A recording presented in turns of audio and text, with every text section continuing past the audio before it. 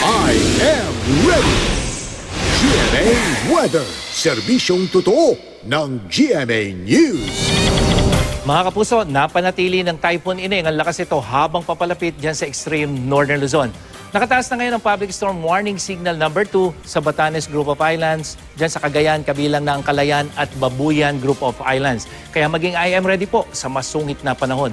Bukod sa storm surge o daluyong dyan sa coastal areas, posible ring umabot ng hanggang 14 na metro ang taas ng alon sa mga lugar na nasa signal number 2, lalo na sa may open sea.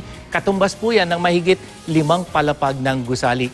Storm signal number 1 naman dyan sa Isabela, Kalinga, Apayao, Abra at Ilocos Norte. Maganda na sa malakas na ulan at pagbugso ng hangin.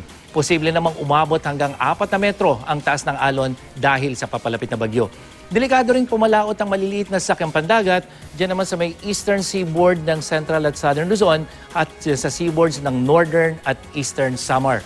Huling namataan ang mata ng bagyo 690 kilometers dyan sa may silangan ng Calayan-Cagayan at may lakas ito ng hangin nasa 180 kilometers per hour malapit sa gitna at bugsong aabot naman sa 215 kilometers per hour. Kikilos ito pakanluran sa bilis na 20 kilometers per hour.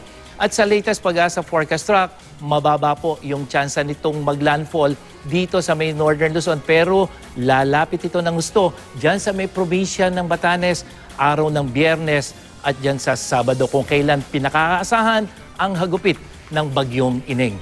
Palalakasin din ito ang hanging habagat na magpapaulan naman dyan sa malaking bahagi ng Luzon. Simula po yan bukas kaya asahan na ang ulan dyan sa may western section ng Luzon.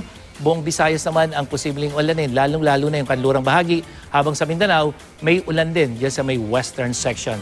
At sa Metro Manila, mataas ang tsansa ng ulan sa susunod na 5 araw.